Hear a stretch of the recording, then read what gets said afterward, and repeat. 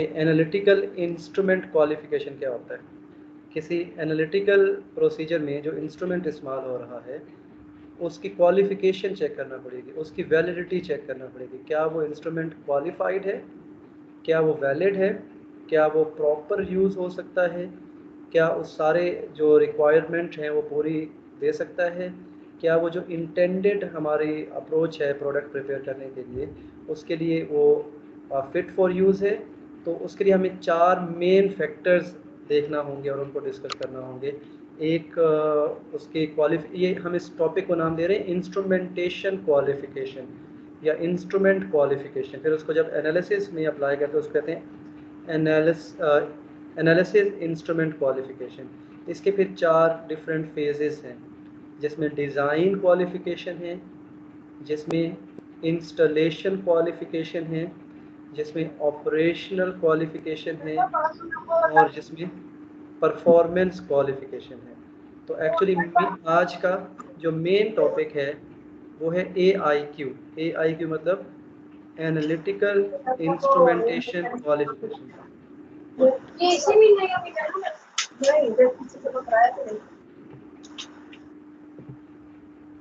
जब आप लोग क्लास में एंटर होते हैं तो चेक कर लिया करें कि आपका माइक ऑन है या ऑफ है। उसमें मुझे कोई परेशानी नहीं, लेकिन आपके घर के हालात सारे पता चल जाते हैं सबको। अच्छा जी, मेन टॉपिक आज का होगा एनालिटिकल इंस्ट्रूमेंटेशन क्वालिफिकेशन AIQ। इसके फिर 4 फेजेस होंगे। एक होगा डिज़ाइन क्वालिफिकेशन, इसको हम DQ के तौर पर पढ़ेंगे। एक होगा इंस्टॉलेशन क्वालिफिकेशन, इसको IQ के तौर पर पढ़ेंगे। एक होगा ऑपरेशनल क्वालिफिकेशन, इसको हम OQ के तौर पर पढ़ेंगे। और एक होगा परफॉर्मेंस क्वालिफिकेशन, जिसे हम PQ के तौर पर पढ़ेंगे। तो मेन हमने AIQ का इंट्रोडक्शन लेना है, फिर इसके 4 फेजेस के बारे में बात करनी है और एंड पर रोल्स एंड रिस्पॉन्सिबिलिटीज़, किसका रोल होगा इस सारी क्वालिफिकेशन को देखने के लिए, किसकी रिस्पॉन्सिबिलिटी होगी, कौन बंदा होगा या कौन सा ग्रुप होगा या कौन सी ऑर्गेनाइजेशन होगी रिस्पॉन्सिबल, या कौन रोल प्ले करेगा इस सारी क्वालिफिकेशन में। तो क्वालिफिकेशन का मतलब ये है कि आप कहते हैं ना किसी जॉब के लिए कोई बंदा क्वालिफिकेशन पहले शो करता है कि क्या वो इतना क्वालिफाइड है कि वो ये वाली जॉब कर सके। तो क्या इंस्ट्रूमेंट इतना क्वालिफाइड है कि वो ये वाले टास्क परफॉर्म कर सके जो हम एनालिसिस में हमें रिक्वायर्ड होता है। तो उसकी क्वालिफिकेशन को हम सेट करते हैं, उसको क्वालिफाई करवाते हैं। तो उसके लिए मुख्तलिफ फेजेस को हम यहाँ देखने वाले हैं। तो लेट्स स्टार्ट द टॉपिक। अभी फिर से मैं बोलता हूँ, हमारा मेन टॉपिक है AIQ यानी एनालिटिकल इंस्ट्रूमेंट क्वालिफिकेशन, और उसको हमने 4 फेजेस में डिस्कस करना है, जिसमें एक है DQ, एक है IQ, एक है OQ और एक है PQ। DQ is design qualification. 1 minute wait करेंगे बच्चों।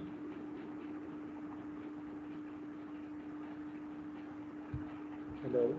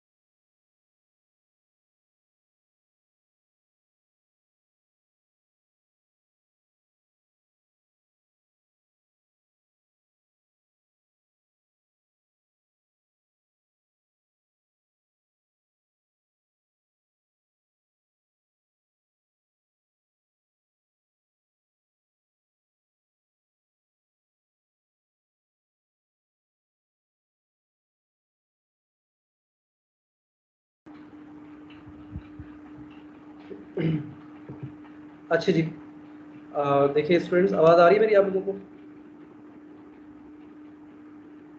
यस सर, आ रही है। ओके। तो आज का टॉपिक है इंस्ट्रूमेंट क्वालिफिकेशन। इसको हम फिर थोड़ी देर बाद नाम दे देंगे AIQ यानी एनालिटिकल इंस्ट्रूमेंट क्वालिफिकेशन। तो लेट्स सी इंस्ट्रूमेंट क्वालिफिकेशन का क्या मतलब है। इंट्रोडक्शन में ये सेंटेंसेस थोड़े से डिफ़िकल्ट हो सकते हैं, बस इनका इंटरप्रिटेशन हमने लेना है, लेकिन मेन आपको मैंने थीम बता दिया है आज के टॉपिक का कि हमने इंस्ट्रूमेंट के बारे में सारी बातें करनी हैं कि इंस्ट्रूमेंट एक बहुत बेहतर कंडीशन में हो, बहुत बेहतर क्वालिटी का हो और वो जो रिक्वायरमेंट है, जिस तरह का प्रोडक्ट हम बनाना चाहते हैं उसके लिए वो फिजिबल हो और फिट टू यूज़ हो। तो ओवरऑल थीम यही है। तो उसमें किस किस फेज़ को हमें देखना पड़ेगा, किस किस चीज़ को हमें देखना पड़ेगा, और कौन पर्सन होंगे रिस्पॉन्सिबल जो इस चीज़ को एश्योर करेंगे इंस्ट्रूमेंट की क्वालिटी को या क्वालिफिकेशन को। तो इंस्ट्रूमेंट क्वालिफिकेशन का मतलब है, मतलब थोड़ी देर बाद आएगा, उसकी थोड़ी सी डिस्क्रिप्शन है। A large variety of laboratory equipment या instruments and computerized analytical systems ranging from simple nitrogen evaporators to complex multiple function technologies are used in the pharmaceutical industry to acquire data to help ensure that products are suitable for their intended use। मतलब आप जब भी कोई एक product बनाते हो, कोई substance prepare करते हो, तो बहुत सारी चीज़ें इस्तेमाल करते हैं। बहुत सारा ग्लास वेयर इस्तेमाल करते हैं, कुछ इलेक्ट्रॉनिक इक्विपमेंट इस्तेमाल करते हैं, कुछ आप स्पेक्ट्रोमीटर्स इस्तेमाल करते हैं, कुछ और मशीनरी इस्तेमाल करते हैं। वो सारी जो इक्विपमेंट है, जो इंस्ट्रूमेंट है, वो उसके बारे में डेटा कलेक्ट करना और इंश्योर करना कि वो सूटेबल है फॉर द प्रोडक्ट मैन्युफैक्चरिंग या प्रोडक्ट प्रिपरेशन। तो an analyst objective is to consistently obtain reliable and valid data suitable for their intended purpose. तो एनालिस्ट का काम है कि वो अपने इंस्ट्रूमेंट जो वो यूज़ कर रहे हैं उसके बारे में मुसलसल वो डेटा तैयार करता रहे, कलेक्ट करता रहे, उसकी परफॉर्मेंस को नोट डाउन करता रहे और उसको क्वालिफाइड फॉर्म में रखे, यानी वैलिड फॉर्म में रखे या फिट फॉर यूज़ फॉर्म में रखे। अच्छा, फिर डिपेंडिंग ऑन द एप्लीकेशंस कि उसका उस इंस्ट्रूमेंट का ख़ास ऑब्जेक्टिव क्या है। On the application users validate their procedures. वो जो पर्सन उसको यूज़ करता है वो भी एक वैलिड प्रोसीजर भी डिज़ाइन करता है उस इंस्ट्रूमेंट के लिए। याद रखना कि इंडस्ट्री में या एनालिटिकल लेबॉर्ट्री में किसी एक इंस्ट्रूमेंट को यूज़ करने के लिए कोई एक ही स्पेशलाइज्ड और एक्सपर्ट पर्सन होता है जो मशीन को ऑपरेट करता है। उसको टेक्नीशियन भी कह सकते हैं, मशीन ऑपरेटर भी कह सकते हैं। ज़्यादा सोफिस्टिकेटेड लेबॉर्ट्री में चले जाएं तो वो एनालिस्ट होते हैं जो किसी एक ख़ास इंस्ट्रूमेंट को या एपरेटस को ऑपरेट करते हैं या उसको वर्क में लाते हैं या उसको प्रोसेस करते हैं। मैं दो एग्जांपल्स अभी आप लोगों से शेयर करना चाहता हूँ। मेरे एक दोस्त जो मेरा क्लास फेलो भी था, उसने HPLC high performance liquid chromatography में जो एपरेटस यूज़ होता है, बस उसी की एक्सपर्टीज़ हासिल की उसने। उसको उसने मुकम्मल तौर पे सीखा कि उसके कंपोनेंट्स क्या होते हैं, उसको ओपन कैसे किया जाता है, कंपोनेंट्स को, पार्ट्स को अलग कैसे किया जाता है, फिर उनको रीअसेंबल कैसे किया जाता है, कौन से पार्ट का क्या फंक्शन है, कौन से पार्ट की क्या अरेंजमेंट है, किस पार्ट का किसके साथ ताल्लुक़ है, इनपुट कहाँ पे होता है, किस फॉर्म में होता है, फिर प्रोसेसिंग कैसे होती है, क्या स्टेजेस इन्वॉल्व होते हैं, आउटपुट किस फॉर्म में होता है, उसकी रिपोर्ट मेक करना कैसे होती है। तो उसने इसकी 6 मंथ्स की ट्रेनिंग भी हासिल की कराची से, एक किसी मुझे याद नहीं इस वक्त उस ऑर्गेनाइजेशन कंपनी का नेम। फिर उसको फ्रांस की एक कंपनी है, उन्होंने जॉब दे दी तो उसको भेज दिया बहरीन में। तो माशाल्लाह वो पाकिस्तानी 5.5-6 लाख रुपए सैलरी लेता है मंथली। तो लेकिन अभी तक वो काम एक ही करता है, वही HPLC को ऑपरेट करता है। एक एग्ज़ाम्पल। दूसरी एग्ज़ाम्पल, मेरा एक कज़न है, उसने पहले इंजीनियरिंग की, BSc इंजीनियरिंग BTech भी साथ में किया। तो वो पैकेजेस में है और पैकेजेस में वो मशीन ऑपरेटर है। तो एक पूरी मशीन वो अकेला बंदा ऑपरेट करता है, और अगर वो उस दिन वहाँ पे ना हो तो उसके पैरेलल 2 और भी मशीन ऑपरेटर्स हैं जो शिफ्ट्स में काम करते हैं। लेकिन अगर उन तीनों में से कोई चौथा बंदा वहाँ पे नहीं जा सकता तो अकॉर्डिंग टू हिम, बहुत स्पेसिफाइड, हम सिर्फ कहते हैं मैं वहाँ पे जा सकता हूँ, मेरा स्पेशल एक एंट्रेंस कार्ड बना हुआ है, मेरे स्कैनिंग होती है, मेरे बायोमेट्रिक्स मेरे हैं मशीन के साथ, मैं उसको रन कर सकता हूँ। तो वो डेफिनेटली वो एक ही काम वो जाके करता है, उस मशीन को रन करता है। तो वो सारे उस इंस्ट्रूमेंट के बारे में अच्छे तरीके से जानता है कि अगर इसमें ये मसला आ रहा है तो किस पार्ट में आया है। तो ये इंस्ट्रूमेंटेशन क्वालिफिकेशन की रिस्पॉन्सिबिलिटीज़ एनालिस्ट के ऊपर और यूज़र के ऊपर बहुत ज़्यादा आती हैं, लेकिन जो डिज़ाइन करने वाला है उसके ऊपर भी आती है, मैन्युफैक्चरर के ऊपर भी आती है। तो इसी तरह की बातें आज हमारे लेक्चर में हैं। तो बच्चों, depending on the application users validate their procedures. जो यूज़ करने वाले वही एक तरीकाकार बेहतरीन सोच लेगा जब वो मशीन को उसके पार्ट्स को जानता होगा, कैलिब्रेट देयर इंस्ट्रूमेंट, स्टैंडर्ड के ऊपर भी वही ला सकता है उसको कि वो स्टैंडर्ड उसकी परफॉर्मेंस जो है वो कैसी होती है। अगर एक दिन पूरा मुसलसल इस मशीन को यूज़ किया तो उसमें कुछ ना कुछ माइन्यूट सा डिफेक्ट आ सकता है, तो उसको कैलिब्रेट करके वापस स्टैंडर्ड हालत में ले आना, इसको कैलिब्रेशन कहते हैं। And perform additional instrument checks, कुछ और भी वो उस मशीन के बारे में चेक करना चाहता है कि अगर सपोज दैट कि वो चाहता है कि आगे सीज़न आने वाला है, ये पैकेजेस में ही अगर सपोज दैट कर लें कि बहुत ज़्यादा हमें प्रोडक्ट को बनाना है, कम टाइम में ज़्यादा प्रोडक्ट बनाना है, तो उस मशीन की एफिशिएंसी को बढ़ाने के लिए वो कोई एक्स्ट्रा भी मशीन के साथ टेस्ट चेक कर सकता है कि ये तेज़ अगर काम करवाना हो तो इसकी स्पीड को कैसे बढ़ाया जाएगा। अच्छा, such as system suitability test and analysis in the analysis of in process quality control check samples to help ensure that the acquired data are reliable. अच्छा, ये उसी का काम है एनालिस्ट का कि वो मशीन को का यूज़ वही जानता है, प्रोसीजर वही जानता है, उसकी कैलिब्रेशन भी वही करता है और उसको फर्दर किसी और तरह से इस्तेमाल करने के लिए भी उसके टेस्ट वो कर सकता है। With the increasing sophistication and automation of analytical instruments, an increasing demand has been placed on users to qualify their instruments. आजकल तो बहुत ही सेंसिटिव इंस्ट्रूमेंट्स जो हैं वो डिज़ाइन किए जा रहे हैं। इसकी एक एग्जांपल मैंने आपको मंडे को भी दी थी, XRD और एटॉमिक एब्जॉर्प्शन स्पेक्ट्रोफोटोमेट्री के बारे में।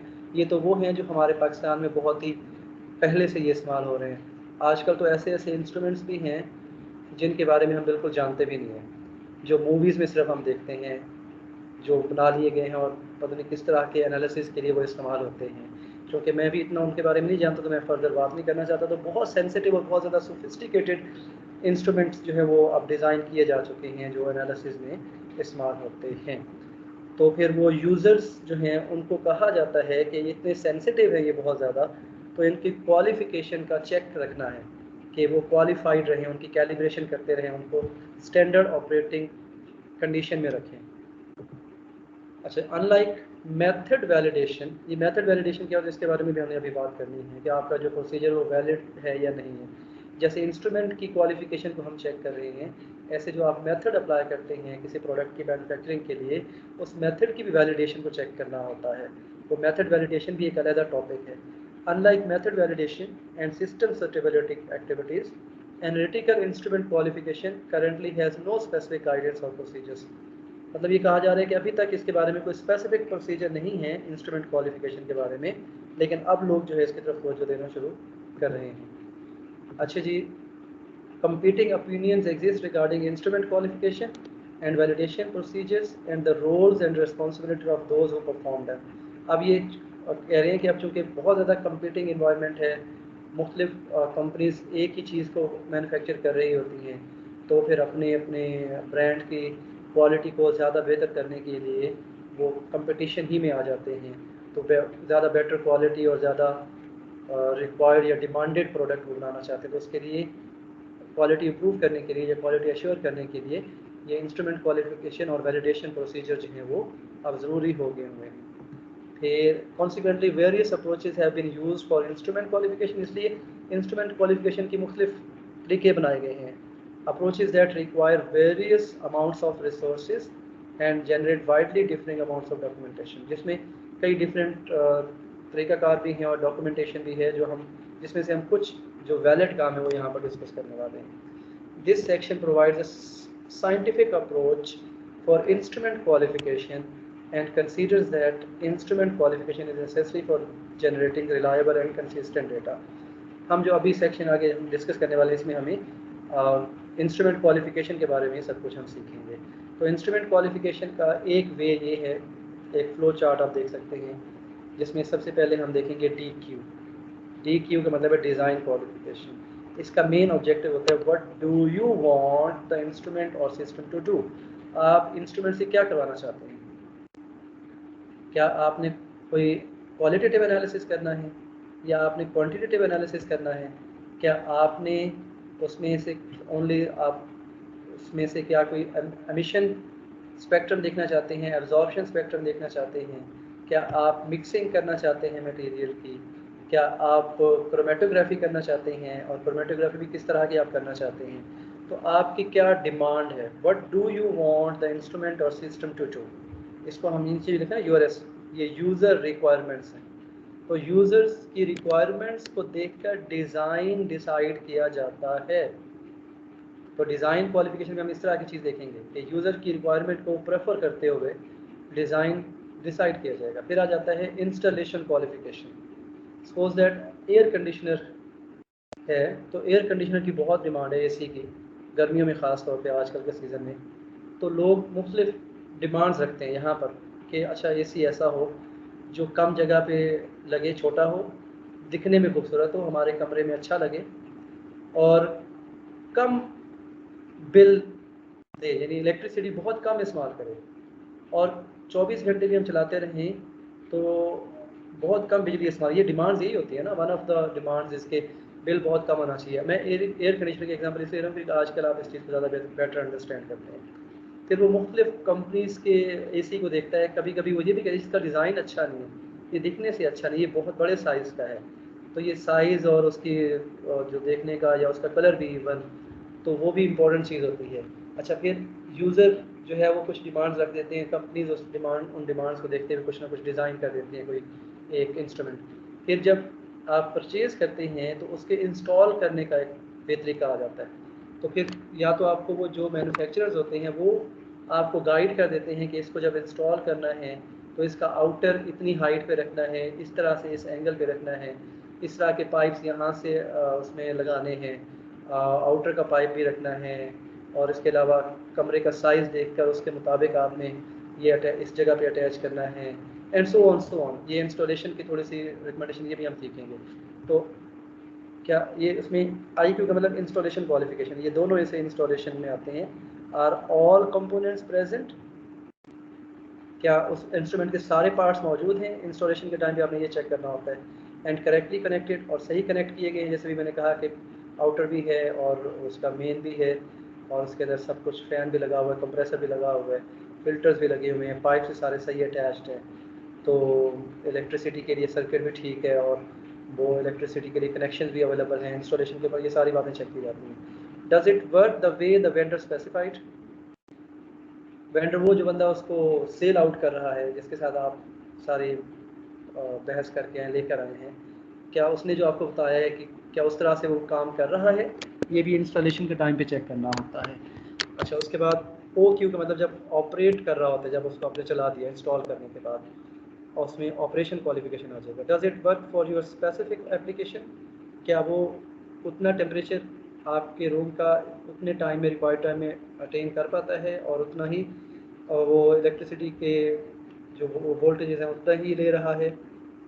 तो ये ऑपरेशनल क्वालिफिकेशन में आप AC की एग्जांपल लेकर आपको थोड़ा सा बता रहा हूँ। उसके बाद ऑपरेशनल रिलीज़, जब वो ऑपरेट करने के बाद कंटिन्यूसली आप उसको ऑपरेट करवा रहे हैं तो उसकी परफॉर्मेंस को आप चेक करते हैं। वो आप अनस्केड्यूल्ड भी चेक कर सकते हैं और कोई स्केड्यूल भी बना सकते हैं, तो परफॉर्मेंस क्वालिफिकेशन में आ जाएगा। ये जब वो यूज़ हो रहा होता है तो उसके बाद ये बीच में चेक करना होता है, तो उसको performance qualification. Does it continue to be fit for purpose and controlled,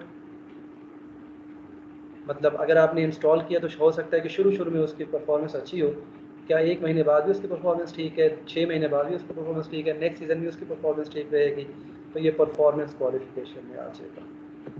अच्छा, अब मैंने कहा था कि हम ये जो इंस्ट्रूमेंट क्वालिफिकेशन है एनालिटिकल केमिस्ट्री में, इसको हम नया नाम दे देते हैं एनालिटिकल इंस्ट्रूमेंट क्वालिफिकेशन, AIQ। तो मेन टॉपिक अब यही है, analytical instrument qualification is the collection of documented evidences that an instrument performs suitably for its intended purpose। अब उस इंस्ट्रूमेंट की क्वालिफिकेशन में जितनी भी स्टेजेस आपको बताई गई हैं उनको भी हम आगे मुकम्मल एलाबोरेट भी करने वाले हैं। उनकी फिर हम डॉक्यूमेंटेशन करते हैं और हर फेज़ का अलहदा से डॉक्यूमेंट बना के हम एक पूरा एक बुकलेट बना लेते हैं। वो जो एक डॉक्यूमेंट बनता है उसको हम AIQ कहते हैं, एनालिटिकल इंस्ट्रूमेंट क्वालिफिकेशन। तो वो कंपनी के पास एक डॉक्यूमेंट के तौर पर मौजूद होता है कि ये जो इंस्ट्रूमेंट है इसकी क्वालिफिकेशन का ये डॉक्यूमेंट है। जैसे आप लोग कोई क्लास पढ़ते हैं कि एक सब्जेक्ट पढ़ते हैं तो आपको एक सर्टिफिकेट दिया जाता है कि आप क्वालिफाइड है एनालिटिकल केमिस्ट्री कोर्स में। ऐसे इंस्ट्रूमेंट की डिज़ाइन को चेक करके, उसकी इंस्टॉलेशन को चेक करके, उसके ऑपरेशन को चेक करके, उसके परफॉर्मेंस को चेक करके डॉक्यूमेंट बनाए जाते हैं। तो वो एक फ़ाइल बन जाती है जिसको हम AIQ कहते हैं, वो डॉक्यूमेंट्स के फ़ाइल को। तो जो एक एविडेंस के तौर पर एक कंपनी के पास होता है कि हमारा जो इंस्ट्रूमेंट है वो क्वालिफाइड है, तो प्रोडक्ट की क्वालिटी के ऊपर इंस्ट्रूमेंट की तरफ से कोई फ़र्क नहीं पड़ेगा। Use of a qualified instrument in analysis contributes to confidence in the validity of generated data. देखो, अगर आपके पास डॉक्यूमेंट मौजूद है और आपकी प्रोडक्ट के ऊपर कोई क्वेश्चन रेज करता है, तो आप उसे शो कर सकते हैं एक डॉक्यूमेंट की, देखो हमारा तो इंस्ट्रूमेंट बहुत क्वालिफाइड है, हमने तो इसको बहुत अच्छे तरीके से इसकी क्वालिफिकेशन को कंट्रोल किया होगा और चेक किया होगा। तो फिर हमारा जो डेटा है वो हम उसके ऊपर हम वो कॉन्फिडेंस इंटरवल में आ रहा है। कॉन्फिडेंस इंटरवल पहले हमने पढ़ा हुआ है, हमारा जो डेटा ऑब्टेन्ड है वो करेक्ट है, तो हमारा जो प्रोडक्ट है उसमें ये प्रॉब्लम नहीं हो सकता, तो कोई और इशू होगा। तो ये एविडेंस के तौर पर रहता है कि आप अपने डेटा को कॉन्फिडेंटली बता सकते हैं और उसकी क्वालिटी के बारे में मुकम्मल तौर पर एश्योर करवा सकते हैं लोगों को। Instrument qualification is not a single continuous process but instead results from several discrete activities. वही एक्टिविटीज़ हम यहाँ पर अभी देखने वाले हैं। For convenience these activities can be grouped into 4 phases, जिनका अभी थोड़ी देर पहले भी हमने एक फ्लो चार्ट में रिलेशन भी देखा है, तस्करा भी किया है।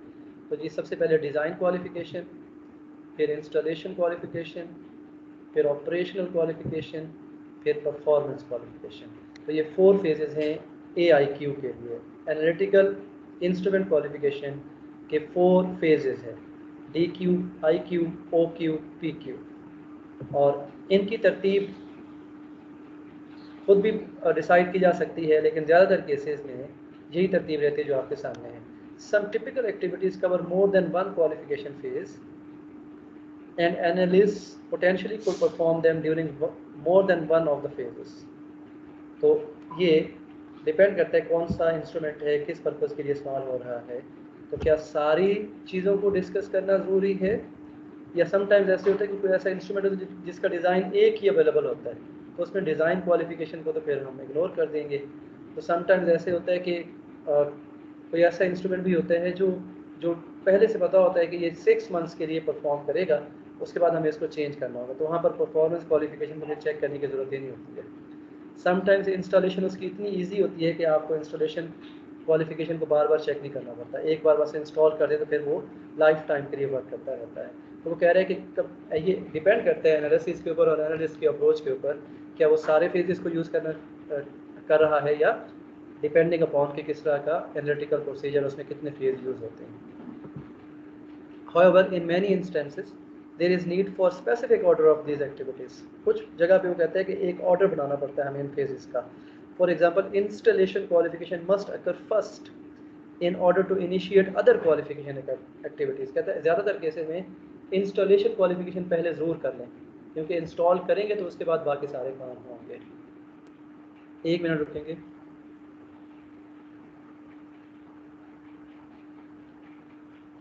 हाँ जी, कोई स्टूडेंट मुझे बता दें अभी तक क्या सुना है आप लोगों ने, आज का टॉपिक का main theme. Sir AIQ analytical instrumentation qualification और इसके 4 फेजेस हैं आगे। DQ design qualification, IQ installation qualification, OQ operation qualification, PQ performance qualification. ठीक है,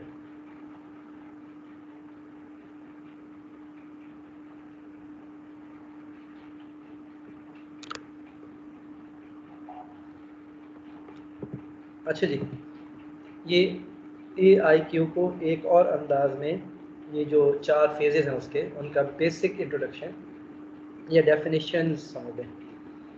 सबसे पहले ये तरतीब जो यहाँ पे मैंने दिया है, वो पहले DQ आ गया, फिर IQ, फिर OQ, फिर PQ। तो DQ डिज़ाइन क्वालिफिकेशन का मतलब क्या होता है, ये क्या डिफाइन करता है? Defines the functional and operational specification of the instrument and details the conscious decision in selection of the supplier. मतलब इसको वैसे अभी हमने डिटेल में पढ़ना है, बहरहाल एक वे ये भी है इसको डिफाइन करने का कि वो जो इंस्ट्रूमेंट है उसका क्या फंक्शन होगा जब उसको सप्लाई किया जाएगा, किस तरह से ऑपरेट करेगा, किस तरह के इन्वायरमेंट में ऑपरेट करेगा, उसको देखते हुए जो मैन्युफैक्चरर होता है वो उसका एक ख़ास डिज़ाइन डिसाइड करता है और उसको उसमें कन्वर्ट करता है डिज़ाइन में। फिर इंस्टॉलेशन क्वालिफिकेशन में establishes that the instrument is received as design and specified. जो आपने डिमांड दी थी कंपनी को उसी तरह से आपको रिसीव हुआ है वो डिज़ाइन, और स्पेसिफिकेशन भी उसी तरह से हैं, और that it is properly installed in the selected environment. अब वो कुछ ऐसे इंस्ट्रूमेंट होते हैं, आपको मैंने पहले भी ये डिस्कस किया हुआ है एनालिटिकल लेबॉर्ट्री में, जो ख़ास टेम्परेचर, ख़ास ह्यूमिडिटी परसेंटेज और ख़ास प्रेशर के ऊपर जो है वो बेहतर वर्क करते हैं। तो क्या उसी तरह का इन्वायरमेंट उसको प्रोवाइड किया गया है, और ये भी इंस्टॉलेशन में चेक किया जाता है, and that this environment is suitable for the operation of the instrument. Here, operational qualification is the process of demonstrating that an instrument will function according to the operational specification in the selected environment. उसका एक तो installation के बाद फिर आपने देखना है कि जो स्पेसिफाइड उसका फंक्शन है, क्या उसके अकॉर्डिंग वो ऑपरेट भी कर रहा है, क्या एक्सटर्नली डिज़ाइन, वो तो पहले चेक हो गया इंस्टॉलेशन में कंपोनेंट्स भी उसके चेक हो गए, इन्वायरमेंट भी आपने वही प्रोवाइड कर दी जो डिमांड है, लेकिन अब क्या उस ऑपरेशन भी उसका वैसे ही है जैसे आपने डिमांड किया था। परफॉर्मेंस क्वालिफिकेशन में क्या थी, process of demonstrating that an instrument performs according to a specification appropriate for its routine use. आप एक तो इंस्टॉलेशन के टाइम पे ये चेक कर लेते हैं उसका ऑपरेशन, कि ठीक है जो हमने काम करना था, कि हमने एस्टिमेशन करनी थी किसी एक कंपोनेंट की मिक्सचर के अंदर, तो वो करके दे रहा है, लेकिन क्या वो इस उस इंस्टॉलेशन के टाइम में वो ऑपरेशन उसका ठीक था, या आगे आने वाले रूटीन में डेली बेसिस पर भी वो ठीक है, तो आप उसको परफॉर्मेंस क्वालिफिकेशन में चेक करेंगे। ये इंस्ट्रूमेंट क्वालिफिकेशन का एक और टेबल है जो आपको आगे इन्हीं को ही पढ़ना है। इसमें दो चीज़ें अभी तक डिस्कस हुई हैं, एक हर जो फेज़ है उसकी टाइमिंग क्या है, डिज़ाइन क्वालिफिकेशन कब होगा, इंस्टॉलेशन क्वालिफिकेशन का टाइम कब होगा, ऑपरेशनल क्वालिफिकेशन की टाइमिंग क्या है, और परफॉर्मेंस क्वालिफिकेशन की टाइमिंग क्या है, यानी तरतीब क्या है इंस्ट्रूमेंट के लिए, किस टाइम पे ये करेंगे क्वालिफिकेशन, किस टाइम पे ये और किस टाइम पे ये। तो टाइमिंग एंड एप्लीकेबिलिटी में इसको कब चेक करते हैं, डिज़ाइन क्वालिफिकेशन कब चेक करते हैं, prior to purchase of a new model of instrument. जब आप इंस्ट्रूमेंट को परचेज करने जाते हैं तो उससे पहले ही आप ये क्वालिफिकेशन, डिज़ाइन क्वालिफिकेशन आप चेक करते हैं ख़रीदने से पहले। जहाँ आप किसी कंपनी में जाएंगे वहाँ पर देखेंगे, डिज़ाइन देखेंगे, उसके कंपोनेंट्स देखेंगे, उसकी स्पेसिफिकेशंस पूछेंगे। सर हाँ जी बोलें। जो परफॉर्मेंस जो है वो तो आफ्टर इंस्टॉलेशन के बाद ही चेक हो सकेगी ना, बिफोर टू इंस्टॉलेशन हम कैसे चेक करेंगे परफॉर्मेंस को? मैं अभी परफॉर्मेंस को नहीं देख रहा, मैं डिज़ाइन क्वालिफिकेशन के बारे में बता रहा हूँ, प्रायर टू और परचेज आपने ऑफ। भी बताया इसके बारे में, हाँ जी, अभी पहले आपने बताया था परफॉर्मेंस के बारे में। नहीं मेरा ख्याल है वो कोई सेंटेंस किसी और रेफरेंस में होगा। अभी मैं ये बता रहा हूँ कि टाइमिंग एंड एप्लीकेबिलिटी। तो सबसे पहले आप इसको चेक करें, डिज़ाइन इसकी टाइमिंग क्या है, तो ये कब इस क्वालिफिकेशन को अप्लाई करना है, ये चेक करना है prior to purchase design qualification को, ठीक है। अगर वो पीछे कोई सेंटेंसेस में से बोला गया तो उसको इग्नोर करें। तो ओके। इसकी डिज़ाइन क्वालिफिकेशन की टाइमिंग क्या होगी, prior to purchase of a new model of instrument. मतलब आप जब जो सेल एंड परचेज़ का डिपार्टमेंट होता है किसी इंडस्ट्री में, ये उन्हीं का काम होता है। उनको जब कोई रिक्वेजिशन जाती है कि हमें ये वाला इंस्ट्रूमेंट चाहिए, तो उनका काम होता है कि वो फिर जो भी रिक्वायरमेंट्स होती हैं उनको उनके मुताबिक वो डिज़ाइन चूज़ करते हैं, सिलेक्ट करते हैं, और किसी एक कंपनी से वो एग्रीमेंट कर देते हैं और उनको डिमांड दे भेजते हैं कि हमें ये वाला इंस्ट्रूमेंट चाहिए। तो वो उस इंस्ट्रूमेंट में सबसे पहले उसका डिज़ाइन देखेंगे, उसके कंपोनेंट्स देखेंगे। तो ये सबसे पहले ये आ गया। उसके बाद इंस्टॉलेशन क्वालिफिकेशन का टाइम क्या है, at installation of each instrument. जब उसको इंस्टॉल कर रहे होते हैं, यानी डेफिनेटली परचेज़ हो गया, वो कंपनी के पास, कंपनी से इंडस्ट्री के पास पहुंच गया, तो वहाँ पे जब इंस्टॉल करें तो इंस्टॉलेशन क्वालिफिकेशन तब होती है। तो न्यू, ओल्ड और एग्जिस्टिंग या अनक्वालिफाइड, चलिए इसका वैसे कितनी इम्पोर्टेंट नहीं है। अच्छा, ऑपरेशनल क्वालिफिकेशन का टाइम क्या है, या ये कब अप्लाई करेंगे, आफ्टर इंस्टॉलेशन और major repair of each instrument. जब नया इंस्ट्रूमेंट इंस्टॉल हो जाएगा उसके बाद उसका ऑपरेशनल क्वालिफिकेशन चेक करेंगे, या पहले से इंस्टॉल्ड इंस्ट्रूमेंट में कोई डिफेक्ट आ गया और उसकी रिपेयरिंग हुई है तो तब रिपेयर करने के बाद भी उसकी ऑपरेशन क्वालिफिकेशन होगी। परफॉर्मेंस क्वालिफिकेशन का टाइम क्या होता है, periodically eight specified interval for each instrument. ये आप जब वो इंस्टॉल्ड होता है, ऑपरेट कर रहा होता है, तो आपने खुद से एक डिज़ाइन किया होता है मैकेनिज़्म, कि हर एक महीने के बाद हम इसकी परफॉर्मेंस को रीचेक करेंगे। तो वो परफॉर्मेंस क्वालिफिकेशन आपके स्केड्यूल पे डिपेंड करता है तो आगे हम इसमें डिटेल में पढ़ेंगे कि इसको डेली बेसिस पर भी काम किया जा सकता है। अच्छा, एक्टिविटीज़, कौन सी एक्टिविटीज़ इन्वॉल्व होंगी डिज़ाइन क्वालिफिकेशन में, कौन सी इंस्टॉलेशन में, कौन सी ऑपरेशनल में और कौन सी परफॉर्मेंस में। तो जो पहले डिज़ाइन क्वालिफिकेशन की एक्टिविटीज़ हैं, assurance of manufacturers design qualification, जो मैन्युफैक्चरर है उसकी एश्योरेंस लेना ज़रूरी होता है कि उसने जो मैन्युफैक्चर किया उसने उसको जो टारगेट है, जो इंटेंडेड उसका यूज़ है उसके मुताबिक ही डिज़ाइन किया, वही ड्यूरेबल, उसका मटेरियल, उसके पार्ट्स सब कुछ ठीक ठाक है, तो उसकी एश्योरेंस लेना ज़रूरी है। Assurance of adequate support availability from manufacturer, कोई और भी जो मैन्युफैक्चरर सपोर्ट आपको प्रोवाइड कर सकता है कि जो वारंटी वगैरह देते हैं या गारंटी देते हैं, एक्चुअली उसकी बात की जा रही है, वो भी हमारे डॉक्यूमेंट का हिस्सा बनेंगे। याद रखिए कि हम एक डॉक्यूमेंटेशन के बारे में पढ़ रहे हैं, AIQ डॉक्यूमेंटेशन है, तो उसमें किस किस चीज़ को आपने शामिल करना है। डिज़ाइन क्वालिफिकेशन में कौन सी डॉक्यूमेंट्स आएंगे, मैन्युफैक्चरर से एश्योरेंस जो उन वारंटी लेटर्स वगैरह देते हैं, या वैसे ही वो बोल देते हैं या अब रिटर्न नहीं लेते उनसे कि इसके अंदर ये स्पेक्स हैं, ये पार्ट्स हैं। और instruments fitness for use in the laboratory, वो इंस्ट्रूमेंट फिटनेस भी आप डिज़ाइन क्वालिफिकेशन में देखते हैं। डेफिनेटली वो जो पर्सन इसके लिए रिस्पॉन्सिबल होगा वो उसके बारे में जानता होगा, उस इंस्ट्रूमेंट के पार्ट्स कंपोनेंट्स के बारे में जानता होगा, उनकी तरतीब के बारे में जानता होगा, उनकी असेंबलिंग के बारे में जानता होगा, तो वो उसकी फ़िटनेस को भी वहाँ चेक कर लेगा, या तो उसी वेंडर के पास जहाँ से वो परचेज़ करने गए, या मैन्युफैक्चरिंग कंपनी पे जाके उसको चेक कर लेगा, ओपन करके देख के जो भी पॉसिबल स्टेप्स हैं उसको चेक कर लेंगे, और उसकी डॉक्यूमेंटेशन भी हो जाएगी। फिर इंस्टॉलेशन क्वालिफिकेशन के स्टेप्स में डिस्क्रिप्शन अभी हम देखेंगे, इनको फर्दर हमने पढ़ना है ये सारी चीज़ों को।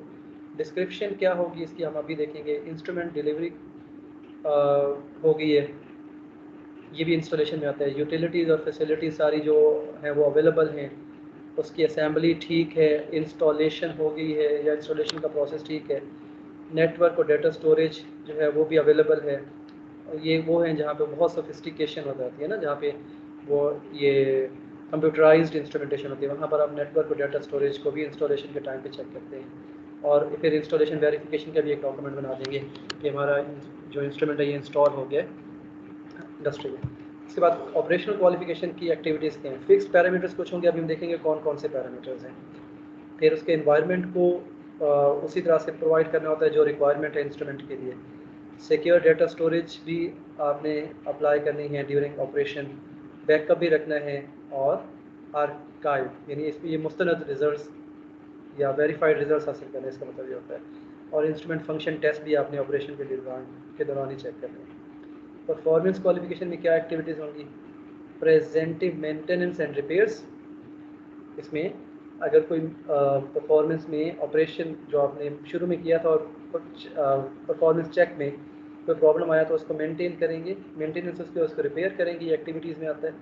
Establish practices to address operation calibration, maintenance and change control, तो ये भी उसी में आ जाता है कि उसके कंट्रोल्स चेंज कर दें या कैलिब्रेशन कर दें, या कोई और इस तरह का ऑपरेशन जो है परफॉर्मेंस उसकी परफॉर्मेंस में, परफॉर्मेंस चेक इसी एक्टिविटीज़ में आ जाएगा। तो ये वो एक्टिविटीज़ हैं जो किसी एक ख़ास फेज़ में की जाती हैं, तो हम इन्हीं एक्टिविटीज़ को आगे एक्सप्लेन करके पढ़ने वाले हैं। अच्छा जी, अब पहला फेज़ आ गया, AIQ का पहला फेज़ है डिज़ाइन क्वालिफिकेशन। डिज़ाइन क्वालिफिकेशन का मतलब मैंने शॉर्ट वे में यूज़ किया हुआ है DQ, तो ये उसी नाम से ही है। Design qualification is the documented collection of activities that define the functional and operational specifications of the instrument and criteria for selection of the vendor based on the intended purpose of the instrument. Once again I repeat, documentation है कि वो जब जाएंगे purchase करने, हम आम तौर पे इस तरह की चीज़ें तो खरीदते नहीं हैं, हम जो चीज़ें खरीदते हैं वो अपने जहन में बिठा लें। सपोज आप सेल फ़ोन लेने के लिए गए हैं, तो सेल फ़ोन लेने के लिए आप गए हैं तो आप सबसे पहले पूछेंगे जो आपके ज़हन में अगर कोई मॉडल है, कोई डिज़ाइन है, तो उसके बारे में पूछेंगे कि ये अवेलेबल है या नहीं है।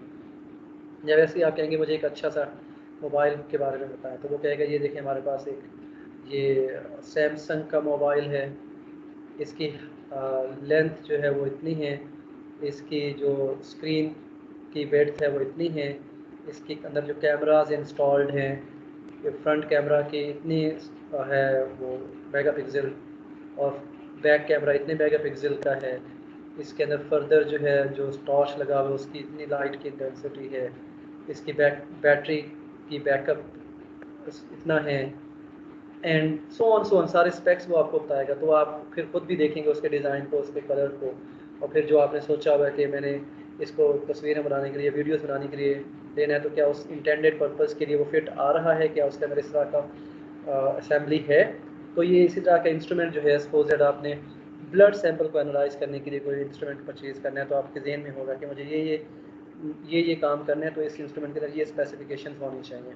तो वो डिज़ाइन क्वालिफिकेशन के टाइम पे आप वो डॉक्यूमेंट एक बनाएंगे, या एक डॉक्यूमेंट जो है जो बना हुआ होगा मैन्युफैक्चरर के पास, उसको आप चेक करेंगे, कलेक्ट करेंगे और अपनी डॉक्यूमेंटेशन का हिस्सा बनाएंगे। Design qualification in DP may be performed not only by the instrument developer or manufacturer but also may be performed by the user। अच्छा, अब डिज़ाइन क्वालिफिकेशन यानी ये यूज़र की डिमांड्स तो मैन्युफैक्चरर्स को पता होती है कि ये यूज़र ये चाह रहा है, तो वो अपने इंस्ट्रूमेंट को डिज़ाइन करके खुद ही उसको चेक कर सकता है डिज़ाइन को, या फिर जो यूज़र है वो भी चेक कर सकता है। ये दोनों काम हो सकते हैं। मैन्युफैक्चरर या डेवलपर खुद भी डिज़ाइन क्वालिफिकेशन का डॉक्यूमेंट बना सकता है, और यूज़र जो है वो भी उस डॉक्यूमेंट को बना सकता है। उसकी जो पार्ट्स हैं उसकी असेंबली, उनके जो मुख्तलिफ ऑपरेशन हैं वो तरतीब में खुद से वो डिज़ाइन कर सकता है कि ये इसका डिज़ाइन क्वालिफिकेशन ये है कि इसके अंदर फ्रंट कैमरा भी है, बैक कैमरा भी है, और ये टच स्क्रीन भी है, फिंगरप्रिंट भी है, और इसके अंदर ये स्क्रीन लॉक भी लग सकता है। ये एक डॉक्यूमेंट बन जाता है ना, ज़ुबानी याद नहीं रखना। इंडस्ट्री में जब आप जाएंगे, एनालिटिकल लेबॉर्ट्री में जाएंगे, तो इन चीज़ों को अपने ज़ुबानी याद नहीं रखना, उसके लिए डॉक्यूमेंट बनाना है। अगर इस तरह की चीज़ों का डॉक्यूमेंट बना रही हैं जो अभी मैंने काउंट करवाई है, तो वो डिज़ाइन क्वालिफिकेशन डॉक्यूमेंट कहलाएगा। The manufacturer is generally responsible for robust design. Robust होता है best design, best suitable for robust design and maintaining information describing how the analytical instrument is manufactured, design specification, functional requirements etc. and tested before shipment to users। तो manufacturer क्या करता है, वो ही responsible पहले होता है इस डिज़ाइन के लिए, क्योंकि उसके सामने वो बन रहा होता है और उसे पता होता है कि इसका ये यूज़, इसने आगे जब जाना है तो यहाँ पे यूज़ होना है इस पर्पज़ के लिए, ये इन्वायरमेंट होगा, इस तरह के लोग होंगे, तो वो उसके डिज़ाइन को उसी तरह से बेस्ट डिज़ाइन के तौर पर बनाना और उसको चेक करना, ये मैन्युफैक्चरर की रिस्पॉन्सिबिलिटी होती है, इससे पहले कि वो उसको भेजे यूज़र्स के पास। अच्छा, known the less the user should ensure, बेशक मैन्युफैक्चरर ने उसको चेक कर लिया, डॉक्यूमेंट कर दिया, डिज़ाइन उसका उसने वेरीफाई कर दिया, फिर भी यूज़र उसको चेक करे। The user should ensure that commercial off the shelf, ये कमर्शियल ऑफ द शेल्फ का मतलब एक ख़ास डिज़ाइन क्वालिफिकेशन का एक पार्ट है, जिसमें जो पैकेटेड इंस्ट्रूमेंट आते हैं, सपोज दैट हमने किसी और मुल्क से मंगवा लिए, चाइना से मंगवा लिए इंस्ट्रूमेंट्स, अब मैन्युफैक्चरर के साथ डायरेक्ट मिलकर वहाँ मैन्युफैक्चरिंग साइट पर तो हम उसका डिज़ाइन क्वालिफिकेशन नहीं कर सकते, तो वो पैकेट्स में क्लोज आए हैं। तो जब पैकेट्स में क्लोज आते हैं, बॉक्स में आते हैं, तो उनके लिए डिज़ाइन क्वालिफिकेशन की एक नई टेक्निक है, उसको कहते हैं commercial off the shelf chords. तो वो उस डॉक्यूमेंट को साथ भेजेगा मैन्युफैक्चरर। फिर अगर आपने किसी और मुल्क से कोई इंस्ट्रूमेंट मंगवाया है, इंपोर्ट किया है, तो उसके लिए एक डॉक्यूमेंट होता है chords, commercial off the shelf. तो वो यूज़र उसको चेक करेगा कि बाकी इसका कॉड्स जो है वो भी अवेलेबल है या नहीं है। तो अगर नहीं अवेलेबल होगा तो फिर ऐसी कंपनी के साथ नहीं करना चाहिए एग्रीमेंट, वहाँ से इंस्ट्रूमेंट्स नहीं मंगवाने चाहिए।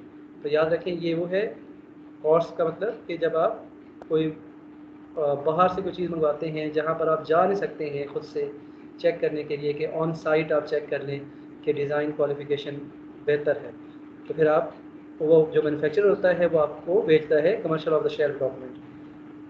अच्छा, इसका मतलब instruments are suitable for their intended application and that the manufacturer has adopted a quality system that provides for reliable equipment. वो कॉर्ड्स में यही होता है।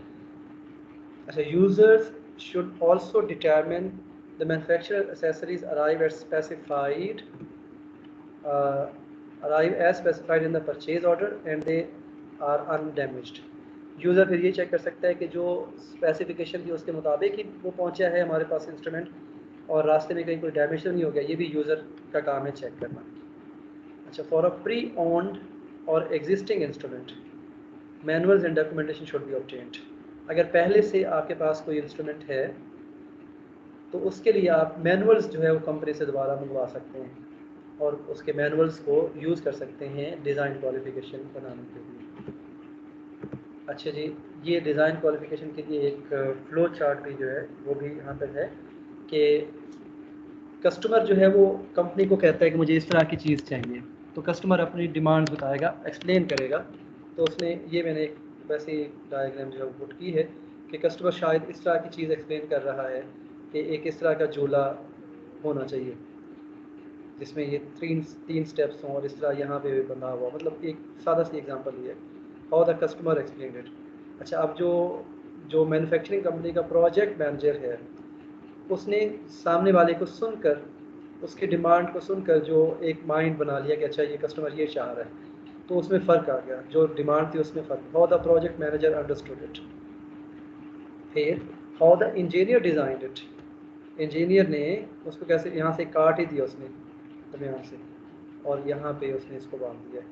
तो कुछ पार्ट्स जब कम्युनिकेशन होती है ना पर्सन टू पर्सन, तो कुछ चीज़ें जो मिस होती जाती हैं, बात का मकसद तब्दील होता जाता है। How the engineer design it, फिर how the technician build it, technician ने तो उसका कुछ और ही डिज़ाइन बना दिया। और how the customer really wanted it, customer असल में किस तरह का चाहता था, डिस्क्रिप्शन उसकी कुछ और थी लेकिन असल में वो उसकी ख्वाहिश कुछ इस तरह की थी। दोबारा ये डिफरेंसेस हैं, तो इसलिए डॉक्यूमेंट क्वालिफिकेशन सॉरी ये जो डिज़ाइन क्वालिफिकेशन इसका डॉक्यूमेंट बनाना ज़रूरी है और उसकी चेकिंग और वेरिफिकेशन भी ज़रूरी है। अब डिज़ाइन क्वालिफिकेशन के लिए एक ट्रेस मैट्रिक्स भी इस्तेमाल होता है। डिज़ाइन क्वालिफिकेशन प्लान सबसे पहले मैंने कहा था पहले भी, उसमें क्वालिटी कंट्रोल और क्वालिटी एश्योरेंस भी प्लानिंग बहुत ज़रूरी है। तो जो डिज़ाइन आपने आपके रिक्वायरमेंट का है उसका प्लान बनेगा, फिर यूज़र रिक्वायरमेंट्स को देखा जाएगा और यूज़र्स की स्पेसिफिकेशंस भी, फिर टेक्निकल स्पेसिफिकेशन, क्या जो यूज़र की रिक्वायरमेंट्स और यूज़र ने जो स्पेसिफिकेशन दी है क्या टेक्निकली वो पॉसिबल भी है या नहीं है, क्या उस तरह की चीज़ बनाई भी जा सकती है या नहीं बनाई जा सकती। तो फिर अगर ये सारी चीज़ें ओके हैं तो फिर डिज़ाइन क्वालिफिकेशन रिपोर्ट बनाई जाती है, तो ये डिज़ाइन क्वालिफिकेशन जो अप्रूव हो जाता है। तो डिज़ाइन क्वालिफिकेशन डॉक्यूमेंट में ये चीज़ें आ जाएंगी, design qualification plan, user requirement, user specification, technical specification और फिर डिज़ाइन क्वालिफिकेशन रिपोर्ट, और फिर एंड के ऊपर वो डिज़ाइन जो है वो अप्रूव हो जाएगा। तो अगर डिज़ाइन अप्रूव होना है तो ये चीज़ें ज़रूरी हैं, design qualification plan, user requirement, user specification, technical specification और डिज़ाइन क्वालिफिकेशन रिपोर्ट। तो अप्रूव डिज़ाइन फिर वो कंपनी जो है उसको मैन्युफैक्चर करना शुरू कर देगी इंस्ट्रूमेंट को, और फिर वही डिज़ाइन के साथ वो आगे भेजेगी या जिन्होंने डिमांड की वो उसको ले आएंगे। अच्छा जी, डिज़ाइन क्वालिफिकेशन की बात तो हो गई।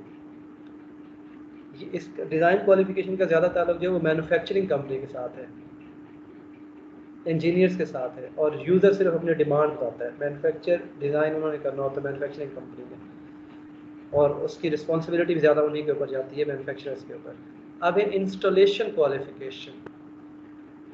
इंस्टॉलेशन क्वालिफिकेशन अब बन गया, डिज़ाइन क्वालिफिकेशन हो गई, अब आपके पास पहुंच गया जो आपने डिमांड की थी, अब आपके पास वो इंस्ट्रूमेंट पहुंच गया, तो आप क्या चेक करेंगे। Installation qualification is the documented collection of activities necessary to establish environment and that this environment is suitable for the instrument। सबसे पहले आपने जो मैन्युफैक्चरर ने आपको सजेस्ट किया है कि इसको इस इन्वायरमेंट में आपने रखना है,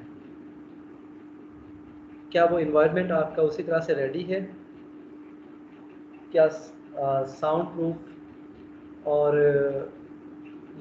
लो टेम्परेचर वाला यानी ठंडी जगह अवेलेबल है, क्या वहाँ पर एसी इंस्टॉल्ड है, and so on so on. तो ये पहले इन्वायरमेंट चेक करेंगे। फिर IQ यानी installation qualification applies to an instrument that is new और वाज प्री ऑन्ड, यानी ये नए जो इंस्ट्रूमेंट है उसके लिए भी अप्लाई होता है IQ, और जो पहले से इंस्ट्रूमेंट आपके पास अवेलेबल है उसके लिए भी ये इंस्टॉलेशन क्वालिफिकेशन अप्लाई होता है। और to any instrument that exist on site but has not been transported to another location और is being reinstalled for other reasons such as prolong storage, या फिर कोई ऐसा इंस्ट्रूमेंट जो एक जगह पे इस्तेमाल हो रहा था, अब उसको किसी और जगह पे आपने इंस्टॉल करना है, री इंस्टॉल करना है, तब भी इंस्टॉलेशन क्वालिफिकेशन को चेक करना पड़ेगा या उसका डॉक्यूमेंट करना पड़ेगा। अच्छा, the activities and documentation typically associated with IQ और आर एज फॉलोज। यहाँ पर भी अलग बताया है, software installation, build verification, smoke test. तो इसमें डिस्क्रिप्शन अभी मैंने एक टेबल में बताया था कि IQ में जो एक्टिविटीज़ हैं उसमें पहले डिस्क्रिप्शन आता है। ये डिस्क्रिप्शन का क्या मतलब है? Provide a description of the instrument और the collection of instrument components including its manufacturer, model, serial number, software version and location. ये डॉक्यूमेंट का हिस्सा बनाना बहुत ज़रूरी होता है कि आपके पास सपोज दैट आप एटॉमिक अब्जॉर्प्शन स्पेक्ट्रोफोटोमीटर लेके आए हो। आप एटॉमिक अब्जॉर्प्शन स्पेक्ट्रोफोटोमीटर में सबसे पहले आप लिखेंगे कंपनी नेम कि किस कंपनी का नाम है, किस कंपनी ने इसको डिज़ाइन किया है। डेफिनेटली जब कंपनी का नाम आएगा तो आगे उसका कंट्री नेम भी होगा, उसका रीजन भी होगा, उसमें जो फिर इंजीनियरिंग कंपनी है उनका भी थोड़ा तस्करा होगा, उनका कोई ISO नंबर भी होगा, सर्टिफिकेशन नंबर भी होगा। फिर जो इंस्ट्रूमेंट है उसका मॉडल क्या है, मॉडल के साथ उसका सीरियल नंबर क्या है, कौन सा सॉफ्टवेयर यूज़ होता है उसके अंदर, और लोकेशन वगैरह डिस्क्रिप्शन में ही आ जाएगा डॉक्यूमेंट में। जब आप इंस्टॉल करेंगे तो इंस्टॉलेशन के टाइम पे ये डॉक्यूमेंट सबसे पहले डिस्क्रिप्शन का डॉक्यूमेंट बनेगा, फिर use drawings and flow charts where appropriate, ये डिस्क्रिप्शन के लिए। फिर आपके पास ये इंस्टॉलेशन क्वालिफिकेशन को मैंने एक और भी अंदाज़ दिया है कि documented verification that all aspects of facility, utility और equipment that can affect product quality adhere to approved specification are correctly install. ये वही चीज़ है कि सारे पार्ट्स उसी तरह से हैं और इंस्टॉलेशन करेक्ट हो गई है, पहला पार्ट। फिर applies to the critical equipment systems, इसमें प्रोटोकॉल्स बीच को शामिल हैं कि क्या क्या चीज़ें बहुत इंपॉर्टेंट हैं, पर्पज़ उसका पता होना चाहिए, डिस्क्रिप्शन जैसे अभी देखा था, फिर रेफरेंसेस, रिस्पॉन्सिबिलिटीज़, किसकी रिस्पॉन्सिबिलिटी होगी इंस्टॉलेशन की, इंस्टॉलेशन क्वालिफिकेशन, फिर IQ एक्सेप्टेंस क्राइटेरिया। ये वैसे कोई ऐसी खास बात नहीं, मैंने एक पिक्चर ही दी थी इंस्टॉलेशन क्वालिफिकेशन की, तो उसमें उन्होंने ये तरतीब बताई हुई है। अच्छा, फिर इसमें IQ में टेस्ट जब आप करते हैं वो पिछले वाले पार्ट के साथ कनेक्ट कर रहे हैं इसको। Verification of correct equipment installation, equipment correct है, पार्ट्स ठीक हैं, असेंबल्ड हैं। और इंश्योर क्या करना है, करेक्ट इंस्टॉलेशन ऑफ सिस्टम पर स्पेसिफिकेशन, जैसे स्पेसिफाइड है इंस्टॉलेशन वैसे ही हुई है। ये नहीं हो कि अगर आपको कहा गया कि गैस का सिलेंडर जो है वो इतनी मीटर्स दूर रखना है, तो आप गैस का सिलेंडर ये ना उसके बिल्कुल पास रख दे, तो आपकी स्पेसिफिकेशन पूरी नहीं हो रही इंस्टॉलेशन के टाइम पे। या आपको कहा गया कि जब गैस सप्लाई देनी तो उसका प्रेशर इतना होना चाहिए, या जो रेडिएशन देनी उनकी वेवलेंथ ये होनी चाहिए, तो आप वो स्पेसिफिकेशन ही पूरी नहीं कर रहे। तो ये इंश्योर करें कि स्पेसिफिकेशन सारी पूरी कर रहे हैं इंस्टॉलेशन के टाइम पे। इस्टेब्लिश क्या करना है, base line for equipment. Base line का मतलब ये है कि जो स्टार्टिंग है उसका कहाँ से, किस कंडीशन से, किन पैरामीटर्स की बुनियाद पर उसको आपने इंस्टॉल करना है, वो बेस लाइन भी आपने डिसाइड करना है। अच्छा, पहले था इसमें डिस्क्रिप्शन, इसकी एक्टिविटीज़ में IQ की एक्टिविटीज़, एक एक्टिविटी अभी पढ़ी आपने डिस्क्रिप्शन। दूसरा इंस्ट्रूमेंट डिलीवरी। इंस्ट्रूमेंट डिलीवरी क्या, ensure that the instrument, software, manuals, supplies and any other instrument accessories arrive as specified in the purchase order and that they are undamaged. Instrument delivery report भी बनती है। जब आपके पास कोई instrument पहुंचा है तो पहले आपने डिस्क्रिप्शन में उसका कंपनी का name, model number, serial number, software version etcetera. फिर डिलीवरी रिपोर्ट में आप क्या देखेंगे कि जो इंस्ट्रूमेंट आपके पास आया है उसका सॉफ्टवेयर भी साथ अवेलेबल है, कोई CD वगैरह DVD जिसमें वो है अवेलेबल, मैनुअल्स भी उसके साथ हैं, electrical supplies, electrical wiring etcetera जो भी सप्लाईज और हैं वो भी साथ में हैं, कोई और एसेसरी जो उसको चलाने के लिए चाहिए, सपोर्ट ड्राइव, वो भी अवेलेबल है। और ये भी चेक करना है कि कोई पार्ट डैमेज तो नहीं है। तो ये आप इंस्ट्रूमेंट डिलीवरी एक पेज के ऊपर ये बन जाएगा। डॉक्यूमेंट्स ही बना रहे हैं ना एक्चुअली, पहले आपने डिस्क्रिप्शन, इंस्ट्रूमेंट डिस्क्रिप्शन, फिर इंस्ट्रूमेंट डिलीवरी, फिर फॉर अ प्री ओन्ड और existing instrument manuals and documentation should be obtained. अगर पहले से इंस्ट्रूमेंट आपके पास अवेलेबल है और आप उसका इंस्टॉलेशन री इंस्टॉल करना चाहते हैं तो उसके मैनुअल्स हासिल करेंगे कंपनी से जिस कंपनी का है, और उसकी डॉक्यूमेंटेशन भी करेंगे री इंस्टॉलेशन की। फिर तीसरे नंबर पे एक्टिविटी, यूटिलिटीज़, फैसिलिटी और इन्वायरमेंट। ये IQ की एक्टिविटीज़ बता रहा हूँ आपको मैंने, पहले डिस्क्रिप्शन, फिर डिलीवरी, और अब है यूटिलिटीज़, फैसिलिटी या environment. Verify that the installation site satisfactorily meets manufacturer specified environmental requirements।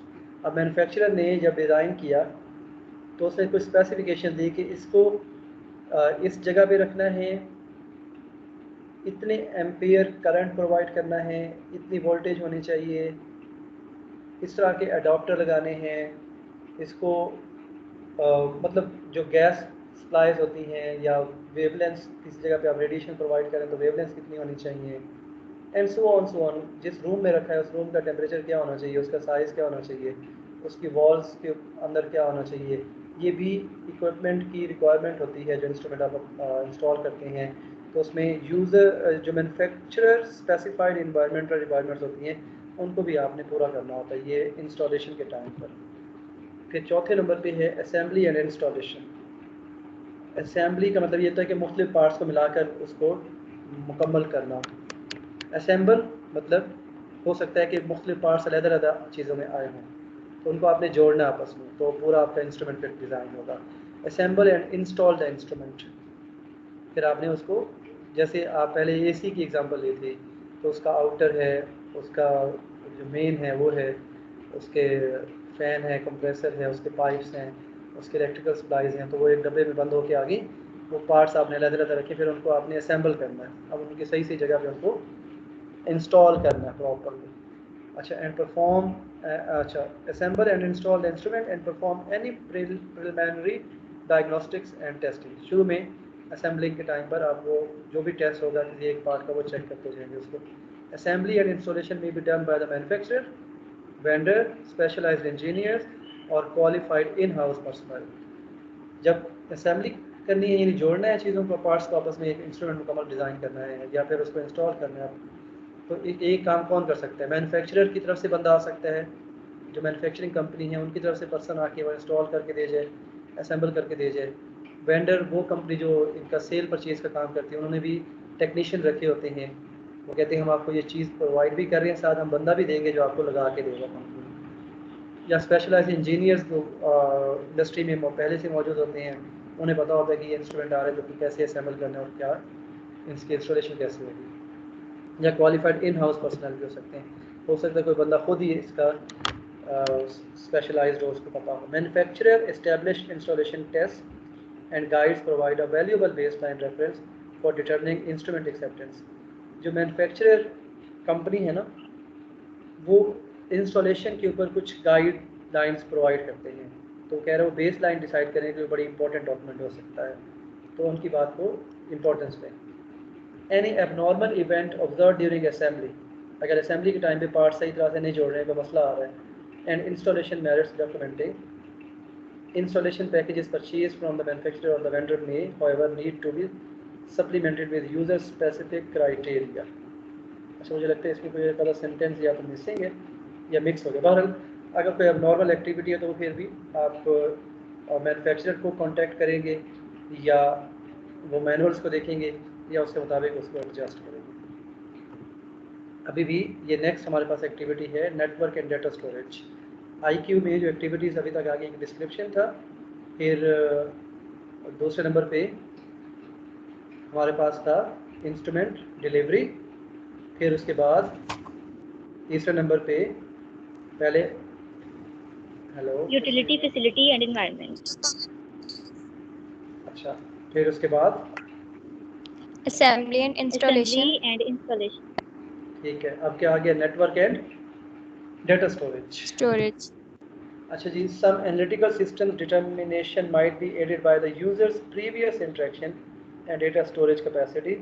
ये सोफिस्टिकेटेड एनालिटिकल इंस्ट्रूमेंट के बारे में है, जो मैंने कुछ नाम लिए, स्पेक्ट्रोफोटोमीटर्स होते हैं या HPLC होती है, वो उनके साथ कंप्यूटर सिस्टम्स अटैच होते हैं, सॉफ्टवेयर यूज़ करते हैं, उनके डेटा स्टोरेज कितनी है, ये भी बहुत इंपॉर्टेंट बात होती है। ये भी इंस्टॉलेशन के टाइम पे चेक करना है कि डेटा स्टोरेज कितनी है और नेटवर्क कौन सा यूज़ हो रहा है, सॉफ्टवेयर कौन सा यूज़ करना है। When required, connect the instrument to the network and check its functionality. Installation के टाइम पर ही उस नेटवर्क को कनेक्ट करके उसकी फंक्शनिंग चेक कर लो। फिर नेक्स्ट है installation verification. Installation verification definitely and के ऊपर ही आएगा ये सब, जब सब कुछ हो गया तो installation verification perform the initial diagnostics and testing of the instrument after installation. फिर आप उसकी इनिशियल, जब सब कुछ हो गया, इंस्टॉलेशन हो गई, असेंबली हो गई है, सारी डॉक्यूमेंटेशन हो गई, तो उसका एक बार उसको ऑपरेट करके देख लेंगे इसको एक्चुअली ऑपरेशनल क्वालिफिकेशन में जाना चाहिए, लेकिन इंस्टॉलेशन के टाइम पर भी चेक कर लेंगे उसकी फंक्शनिंग को, तो एक डायग्नोस्टिक टेस्ट हो जाएगा। अब आगे हमारे पास जी नेक्स्ट ऑपरेशनल क्वालिफिकेशन।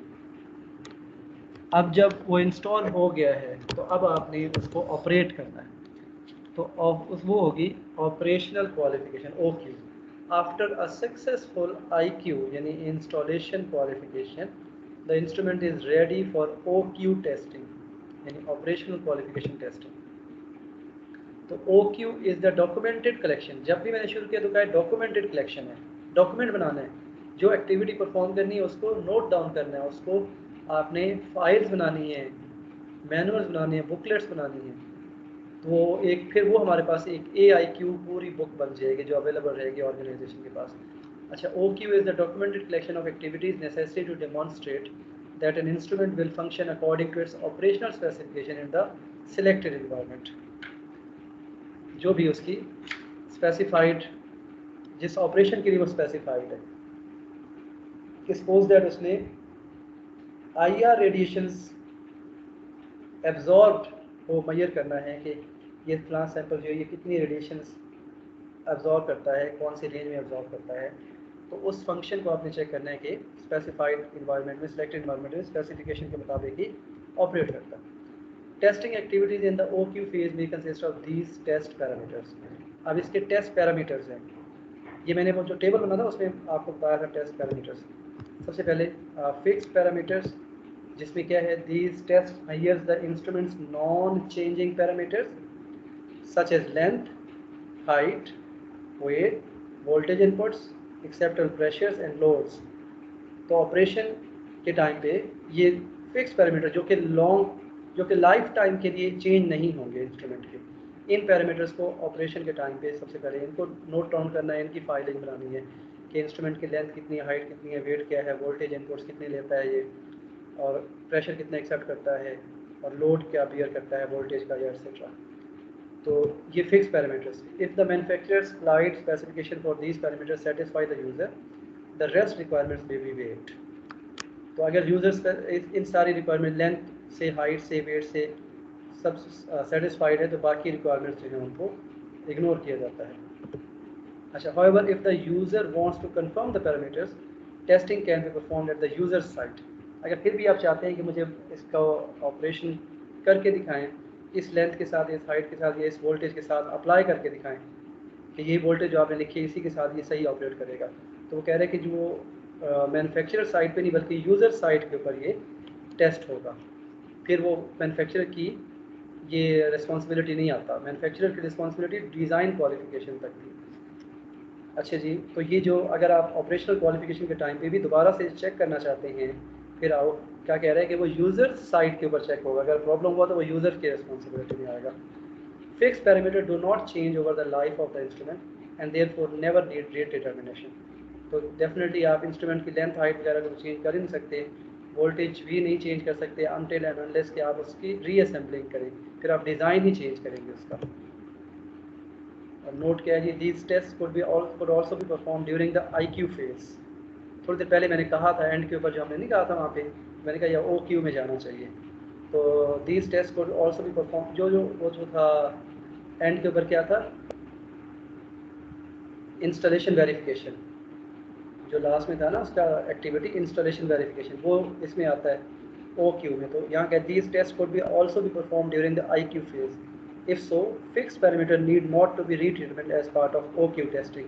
अगर आपने IQ फेज में ही इंस्टॉलेशन वेरिफिकेशन के दरमियान ही ये परफॉर्म कर लिया टेस्ट, तो फिर फिक्स पैरामीटर OQ में ना हिस्सा बनाए, फिर फिक्स पैरामीटर IQ का हिस्सा बन जाएंगे, पर ये ऑप्शन है, डिपेंड करता है। अच्छा, OQ में जो दूसरी हमारे पास स्टेज है, एक तो हो गया ना फिक्स पैरामीटर, ये parameter secure data storage, backup and archiving. Secure data storage, आपकी जो इंस्ट्रूमेंट में डेटा स्टोरेज है वो सिक्योर है, वायरस नहीं आ जाएगा, कोई हैक नहीं कर लेगा, एंड सो ऑन। बैकअप भी अवेलेबल है, किसी वक्त भी कोई अगर प्रॉब्लम आ जाता है तो एक बैकअप स्टोरेज भी अवेलेबल है।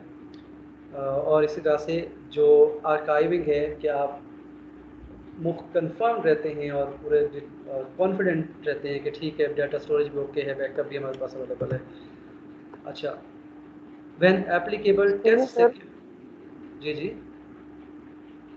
जो ये डेटा स्टोरेज है ये स्टैंड लिमिट्स हो गई है, किसी भी टाइम हम इसको बैकअप चेक कर सकते हैं? क्या दोबारा बोले? डेटा स्टोरेज है इसकी सर्टेन लिमिट्स होती है या किसी भी टाइम चेक कर सकते हैं हम इसको? वो हाँ सर्टेन लिमिट्स ही होंगी कि कितनी स्टोरेज हो सकती है। तो आप उसको आप जब यूज़ कर रहे होंगे इंस्ट्रूमेंट को तो आपको पता होगा, मैनुअल्स में बुक्स में लिखा होगा कि इसकी इतनी स्टोरेज है, और आप चेक करते रहेंगे कि अच्छा वो जैसे मोबाइल में होता है कि स्टोरेज वाला कि अगर ये 4 GB है तो आपको दिखा दिया जाता है कि 80% स्टोरेज फिल्ड, या फिर आप कोई वीडियो तस्वीर बनाते हैं तो वो कहते हैं storage is filled, delete some items to create storage. तो ऐसे ही उसमें भी कुछ इस तरह के मैसेजेस आते रहेंगे आपको। इंस्ट्रूमेंट अगर सोफिस्टिकेटेड इंस्ट्रूमेंट है वो यही कहेगा इतनी परसेंट स्टोरेज फिल हो गई है, तो आप उसको बैकअप यूज़ करें, या स्टोरेज जो है अगर कंप्लीट हो गई है तो उसको किसी और जगह पे कॉपी करके इंफॉर्मेशन को फिर आप उस स्टोरेज को खाली करके दोबारा से यूज़ करें। तो वो आप इंस्ट्रूमेंट्स के साथ भी इस तरह की इंफॉर्मेशन बुकलेट भी होगी और आपको ऑटोमेटिकली वो मैसेज भी मिलते रहेंगे। अगर सोफिस्टिकेटेड एनालिटिकल, ये सारा जो काम अभी पढ़ रहे हैं ना, ये मोर सोफिस्टिकेटेड एनालिटिकल इंस्ट्रूमेंट्स हैं जो कंप्यूटर सॉफ्टवेयर साथ इस्तेमाल करते हैं, राइट। ओके, थैंक अच्छा, यू। नेक्स्ट है जी पैरामीटर्स में instrument function test. Instrument function test में instrument function required by the user should be tested to verify that the instrument operates as intended by the manufacturer. अब वही थोड़ी देर पहले मैंने आपको कहा था कि आपने उसको इसलिए परचेज़ किया है ताकि आप ये चेक कर सकें कि कोई कंपाउंड जो है वो इंफ्रारेड रेडिएशंस की कौन सी रेंजेस को एब्जॉर्ब करता है, कौन सी रेंजेस को ट्रांसमिट करता है। तो आप पर स्पेसिफिकली वही टेस्ट पे परफॉर्म करेंगे और उसको वेरीफाई करेंगे और उसका डॉक्यूमेंट बनाएंगे कि वाकई उसको ये हमें बता रहा है कि आईआर की कौन से रेंजेस जो है वो एब्जॉर्ब हुई हैं, कौन से ट्रांसमिट हुई हैं। फिर है manufacturer supplied information is useful in identifying specifications for these parameters and in designing tests to set differently if required। तो मैन्युफैक्चरर जो है वो भी कुछ आपको इंस्ट्रक्शन दे देता है कि जब आपने इसका ऑपरेट करवाना है तो इस तरह से ऑपरेट करवाएं, या इस रेंज में आप रेडिएशन सेंड करें, इस रेंज से बाहर जाएंगे तो प्रॉब्लम हो जाएगा। तो उस इंफॉर्मेशन को भी यूज़ किया जा सकता है। Nevertheless, user specification for PQ test should demonstrate trouble-free instrument operation for the intended application। वो जो उसने फंक्शन टेस्ट किया है उसका फ़ायदा ये होगा कि वो इंस्ट्रूमेंट को ट्रबल फ्री कह देगा कि ये प्रॉब्लम क्रिएट नहीं करता, ये ओके है, और फिर अप्रूव कर देगा उसकी ऑपरेशन को या फंक्शनिंग को। Testing frequency depends on the ruggedness of the instrument. Ruggedness जो इसको स्ट्रेंथ कहते हैं, एंड द क्रिटिकलिटी होना चाहिए ऑफ द टेस्ट परफॉर्म। कि टेस्टिंग आपने कितनी बार करनी है, कब कब करनी है, ये डिपेंड करता है कि इंस्ट्रूमेंट आपका कितना स्ट्रॉन्ग है। अगर सोफिस्टिकेटेड है तो सिर्फ ये ना हो कि आप टेस्ट ही करते रह जाए उसके ऑपरेशन को और वो ख़राब हो जाए, मेन काम की तरफ वो लेके ना जाए। अच्छा, और फिर ये भी कि टेस्ट कितना क्रिटिकल है, जो आप टेस्ट कर रहे हैं वो कितना इम्पोर्टेंट है, कितना मेन काम ये इम्पोर्टेंट काम है। इस पर भी डिपेंड करता है कि आप कितनी बार उसके ऑपरेशन क्वालिफिकेशन करेंगे या टेस्टिंग करेंगे इंस्ट्रूमेंट की। अच्छा, टेस्टिंग में भी unscheduled, for example each time the instrument is used. मतलब आप टेस्टिंग करना चाहते हैं उसकी ऑपरेशन टेस्टिंग, तो आप उस वक्त हर वक्त ही कर सकते हैं जब इंस्ट्रूमेंट को आप यूज़ करना चाहते हैं। इसका मतलब ये कि अगर आप फॉरेंसिक डिपार्टमेंट में हैं तो किसी मर्डर की आप कर रहे हैं इन्वेस्टिगेशन, तो उसके लिए आपको सैम्पल टेस्ट करना है, तो ये बड़ा क्रिटिकल टेस्ट होता है। तो वहाँ पर जो इंस्ट्रूमेंट डेफिनेटली यूज़ होंगे वो उनके आप फिर नेचर चेक करेंगे, और जब हर बार ही आप किसी सैंपल को एनालाइज करेंगे तो उससे पहले उसका ऑपरेशन टेस्ट कर लेंगे। तो इसमें स्केड्यूल करने की ज़रूरत नहीं होती है, लेकिन कुछ जगह पे इट में आल्सो भी स्केड्यूल फॉर रेगुलर इंटरवल्स। कुछ जगह पे आप स्केड्यूल करके रखते हैं कि मैं ऑपरेशन टेस्ट पहले करूँगा फिर सैंपल को प्रोसेस करूँगा। तो वो वीकली भी हो सकता है, वो मंथली भी हो सकता है, फोर्टनाइटली भी हो सकता है, ईयरली भी हो सकता है, depending upon the ruggedness of the instrument. अभी ऑपरेशनल क्वालिफिकेशन में ही हम experience with the instrument can influence this decision. मतलब आपने शेड्यूल्ड काम करना है या अनशेड्यूल्ड, तो आपका इंस्ट्रूमेंट के साथ कैसा एक्सपीरियंस है, आप ही यूज़ कर रहे हैं, फिर आप ही डिसाइड कर सकते हैं कि मुझे स्केड्यूल करना चाहिए ऑपरेशन टेस्ट को या नहीं। It may be useful to repeat the same PQ test each time the instrument is used so that a history of the instrument performance can be compiled। जब भी आप उसका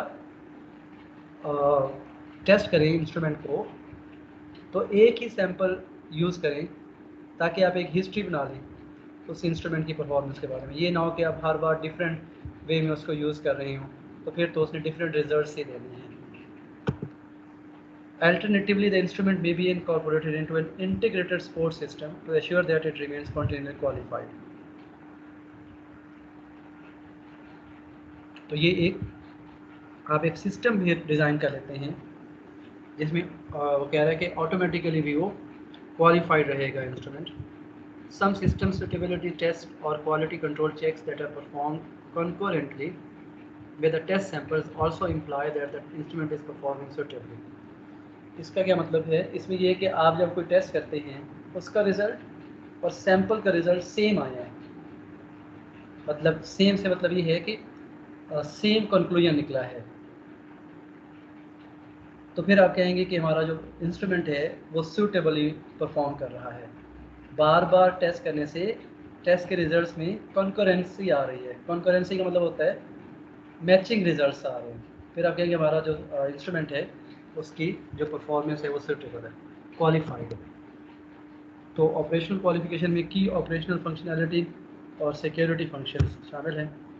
ऑपरेशनल क्वालिफिकेशन में आपने जब करना है टेस्ट तो क्या करना है जी, इनिशियल कैलिब्रेशन करनी है, मिनिमम वेट डिटर्मिनेशन और सिस्टम सूटेबिलिटी टेस्ट, और ये कैलिब्रेशन सर्टिफिकेट फिर बना देना है, डॉक्यूमेंटेशन जो बनेगा। अच्छा जी, उसके बाद चौथा फेज़ आ गया लास्ट, वो है परफॉर्मेंस क्वालिफिकेशन।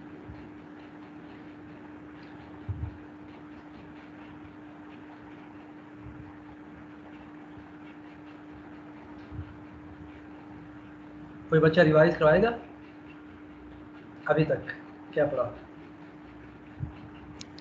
जी सर, सबसे पहले आज हमने एनालिटिकल इंस्ट्रूमेंट क्वालिफिकेशन पढ़ा था, जिसके 4 नेक्स्ट हमने स्टेप्स पढ़े थे। DQ design qualification, IQ installation qualification, OQ operational qualification और PQ परफॉर्मेंस क्वालिफिकेशन। सबसे पहले हमने पढ़ा था DQ, उसके बाद IQ पढ़ा था। IQ में फर्दर हमने उसकी डिस्क्रिप्शन पढ़ी थी, डिलीवरी पढ़ी थी, यूटिलिटीज़ और फैसिलिटीज़, इन्वायरमेंट पढ़ा था। उसके बाद हमने पढ़ा था असेंबली ऑफ इंस्टॉलेशन, और 5th पॉइंट था हमारे पास नेटवर्क एंड डाटा स्टोरेज।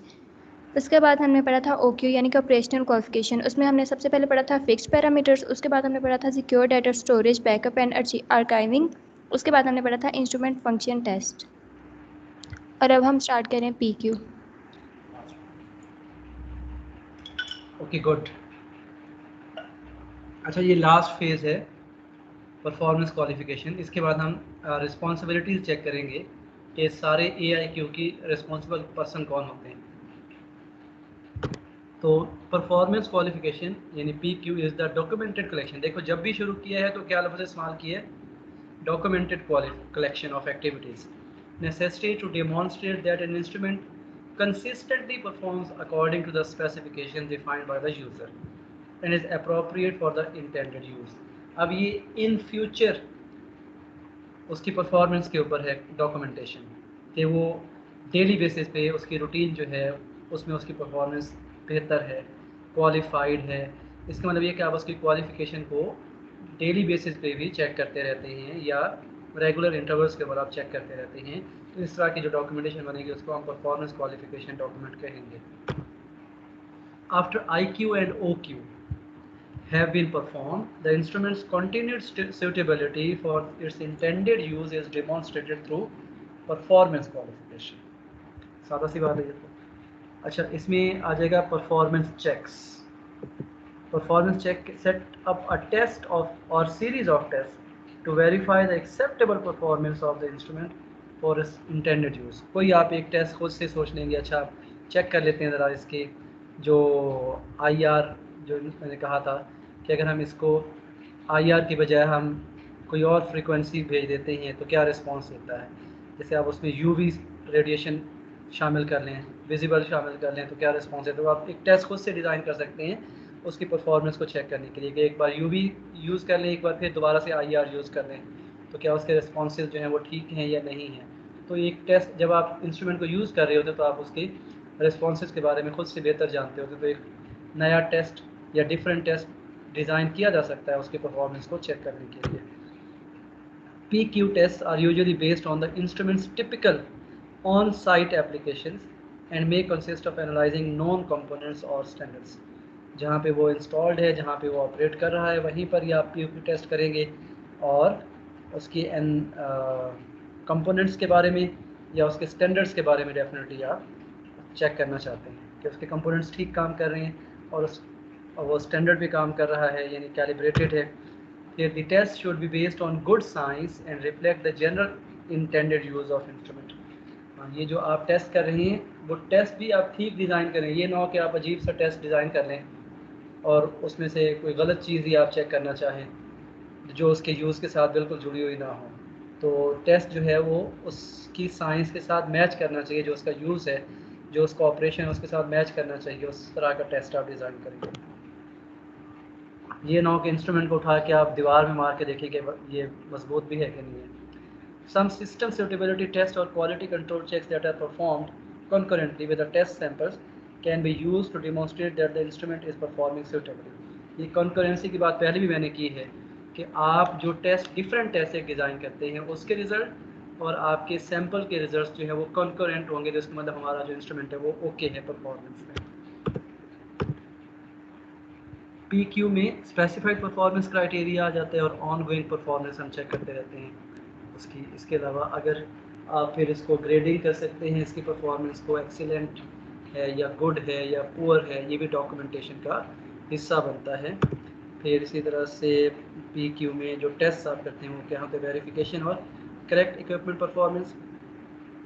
इसके लिए आप चेक कर टेस्ट जो करते हैं वो इक्विपमेंट परफॉर्मेंस करेक्ट है या वेरीफाई कर देते हैं कि ये ठीक है, और क्या इंश्योर करते हैं करेक्ट परफॉर्मेंस ऑफ सिस्टम पर स्पेसिफिकेशंस और verifies that system meets customers intended purpose.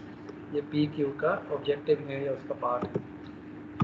PQ test में resemble those perform during OQ but the specifications for the results में भी सेट डिफरेंटली इफ रिक्वायर्ड। क्योंकि ऑपरेशन में भी तो आपने उसका इंटेंडेड यूज़ के मुताबिक ही काम करना है और PQ में भी आपने वही टेस्ट दोबारा से परफॉर्म करने हैं, लेकिन उसके फ्यूचर यूज़ के मुताबिक आपने टेस्ट करने हैं PQ में। Nevertheless, user specification for PQ test should demonstrate trouble-free instrument operation for the intended application। ये पिछले OQ में भी ये बात हमने की है। As in the case with OQ testing, PQ test may be modular और holistic। Modular का मतलब ये होता है कि आप किसी एक कंपोनेंट को चेक करना चाहते हैं, किसी एक कंपोनेंट के फंक्शन को चेक करना चाहते हैं, किसी एक पार्ट को चेक करना चाहते हैं, उसका टेस्ट कर रहे हैं। होलिस्टिक का मतलब है आप ओवरऑल पूरे इंस्ट्रूमेंट को चेक करना चाहते हैं as a whole. Testing frequency depends upon the ruggedness अभी मैंने बोला था of the instrument and the criticality of the test perform. ये OQ में भी, क्योंकि OQ और PQ में काम एक ही करना है ना, जो इंटेंडेड यूज़ है उसके मुताबिक आपने उसके ऑपरेशन को चेक करना है। तो OQ चेक किया जाता है आफ्टर इंस्टॉलेशन, उसके प्रॉपर यूज़ से पहले, और PQ जो है वो यूज़ हो रहा है और उसके दौरान आप किसी टाइम पे PQ जो है वो डॉक्यूमेंट करते हैं।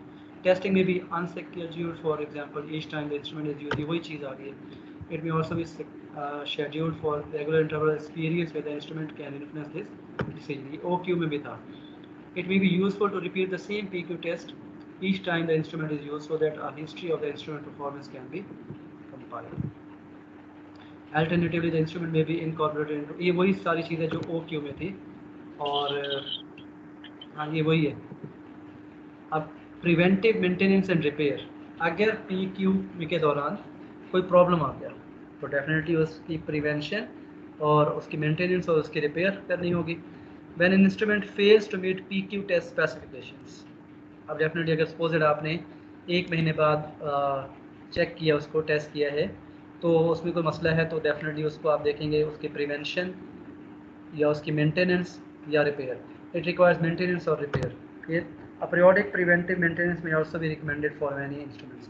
अगर तो आपने 2-3 बार PQ में ये नोट किया है कि एक ही मसला बार बार आ रहा है, तो आप फिर अपनी डॉक्यूमेंटेशन में एनालिस्ट को ये रिकमेंड कर देंगे कि इसमें ये मसला आना है हर महीने, तो आप इतने दिनों के बाद इसका ये पार्ट जो है इसके साथ रिपेयर कर लें या इसको चेंज कर लें या इसको मेंटेन करते रहें, तो वो डिफेक्ट नहीं आएगा। तो पीरियोडिक प्रिवेंटिव मेंटेनेंस का मतलब ये the relevant PQ test should be repeated after the needed maintenance और repair to ensure that the instrument remains qualified. जब आप रिपेयर कर लें या उसकी मेंटेनेंस कर लें तो वही PQ टेस्ट फिर दोबारा करके देखें, यानी ये फिर OQ की सेंस में भी आ जाएगा। फिर practices for operation, calibration, maintenance and change control, ये छोटी सी बात है वैसे कि establish practices to maintain and calibrate instrument. आप अपनी प्रैक्टिस बनाएं, अपनी एक्सरसाइज बनाएं कि आप उस इंस्ट्रूमेंट की कैलिब्रेशन भी पीरियोडिक करते रहें और उसको मेंटेन भी करते रहें। Each maintenance and calibration activity should be documented. फिर उसकी फ़ाइल बना के रखें कि हमने इसको इतने दिनों बाद कैलिब्रेट किया था और मेंटेनेंस भी की थी इसके इंस्ट्रूमेंट की। अब इसको एज अ होल जो है हम देखने लगे हैं। AIQ क्या है? Showing IQ, OQ, PQ, the 3 Qs in software validation process. ये सारा हम पढ़ चुके हैं, बस उसको इन अ नटशेल देखने लगे हैं। इंस्टॉलेशन क्वालिफिकेशन क्या है? To verify the installation of the software in the selected environments and its documentation. Operational qualification to verify the software will function according to its operations. Specification in the selected environment. Performance qualification is to verify that software consistently performs to the specification for its day-to-day use या फिर routine। तो उसके बाद ये है जी AIQ का risk और confidence chart. ये इक्विपमेंट वैलिडेशन से मुतालिक है। इसमें कौन कौन सी आ रही हैं चीज़ें? सबसे पहले नीचे से ऊपर की तरफ जाएंगे ताकि हम कॉन्फिडेंस बढ़ता जाएगा यूज़र का और रिस्क कम होता जाएगा। जब इन ये यूज़र डिज़ाइन स्पेसिफिकेशंस अगर पूरी हो गई हैं तो सिर्फ यही एक काम पूरा हुआ है, तो कॉन्फिडेंस कम है, सिर्फ एक काम, और रिस्क ज़्यादा है। फिर डिज़ाइन क्वालिफिकेशन अगर आपने डॉक्यूमेंट बना लिया है तो रिस्क कम हो जाएगा। हाँ, रिस्क नीचे की तरफ कम हो रहा है। अच्छा, और कॉन्फिडेंस बढ़ता जाएगा, ठीक है। और फैक्ट्री एक्सेप्टेंस टेस्टिंग आ गई है तो कॉन्फिडेंस फर्दर बढ़ जाएगा। इंस्टॉलेशन क्वालिफिकेशन हो गई है तो और कॉन्फिडेंट हो जाएंगे। क्वालिटी एश्योरेंस की तरफ हम मूव कर रहे हैं ना। ऑपरेशनल क्वालिफिकेशन होगी तो कॉन्फिडेंस फर्दर बढ़ जाएगा। और परफॉर्मेंस क्वालिफिकेशन होगी तो फिर तो आप पूरे कॉन्फिडेंट हैं। तो इसका मतलब इन सारे फैक्टर्स को जब आप परफॉर्म कर लेंगे, डॉक्यूमेंटेशन कर लेंगे, तो आप फिर सुकून से अपनी इंडस्ट्री में बैठे होते हैं कि हमने तो सारी डॉक्यूमेंटेशन की हुई, हमारा जो इंस्ट्रूमेंट है वो क्वालिफाइड है, तो जो प्रोडक्ट हम बना के दे रहे हैं वो उसकी क्वालिटी एश्योर्ड है। तो आपने पहले अपनी क्वालिटी एश्योरेंस टीम के बारे में कल बात की थी, परसों। आज आपने इंस्ट्रूमेंट के बारे में बात की है। तो एक इंडस्ट्री में जो काम होते हैं आप देख सकते हैं कितनी छोटी छोटी बातें और कितनी लंबी चौड़ी बातें होती हैं। ओवरऑल अगर हम इन एक एक चीज़ को फर्दर पढ़ना शुरू कर देंगे तो बहुत ज़्यादा काम आगे चला जाता है। अच्छा, ये रिस्क कॉन्फिडेंस फैक्टर इनके साथ आ गया। अब आ गया जी रोल्स एंड रिस्पॉन्सिबिलिटीज़। ये छोटी सी बात है, मेरा ख्याल है टाइम ख़त्म हो गया। जी सर। अच्छा, इसका मतलब ये है कि आप लोग जो है वो क्लास में हैं ही नहीं, कम से कम ये तो बड़ी सर हम हैं, हम सुन रहे हैं। हमें लगा कि बस अभी खत्म होने लगा, अभी खत्म होने लगा, लेकिन वो हो ही नहीं रहा। ये ख़त्म हो गया है, AIQ ख़त्म हो गया है। अब जो हमारे पास है ना वो रोल्स एंड रिस्पॉन्सिबिलिटीज़, उसकी वो छोटी सी बात है, वो कल उसके बारे में बात कर लेंगे। मैं अटेंडेंस डाउनलोड कर लूँ और एक बार फिर से आप लोगों को मैं बता दूँ कि असाइनमेंट जो है उसको बहुत सीरियसली आप लोगों ने लेना है, उसको सॉल्व करना है मुकम्मल। और 1 बजे से पहले कल क्लास स्टार्ट होने से पहले आपकी असाइनमेंट जो है नेट कमर्स की असाइनमेंट एक्सेप्ट नहीं होगी, ये याद रखिएगा। 10 पॉइंट्स हैं इसके असाइनमेंट के, तो वो आपने अगर ऑब्टेन करनी है तो विद इन टाइम आप मुझे भेज दीजिएगा, ठीक है। कोई बातचीत पूछनी है? ये जो हमारे पास है ना ये डेटा, इसका क्वालिटी एश्योरेंस, क्वालिटी कंट्रोल का, ये कल आप लोगों को मैं शेयर कर दूँगा, क्योंकि कल हमारा ये यूनिट ख़त्म हो जाएगा, ये चैप्टर कल हम इसको ख़त्म कर लेंगे। अभी इसमें ISO स्टैंडर्ड्स जो हैं वो थोड़ा सा टॉपिक वो रहता है और वैलिडेशंस रहती हैं, मेथड वैलिडेशन और ISO स्टैंडर्ड्स के बारे में हमें बात करनी है, वो कल करेंगे। और मैं कोशिश करूँगा कि कल भी हम प्रैक्टिकल, अगर छोटा एक प्रैक्टिकल एक उसमें शामिल कर लें, और असाइनमेंट के बारे में भी बाद में ड्यूरिंग क्लास कर लूँगा। ओके जी, अल्लाह हाफिज़। अल्लाह हाफिज़ सर। अल्लाह हाफिज़ सर।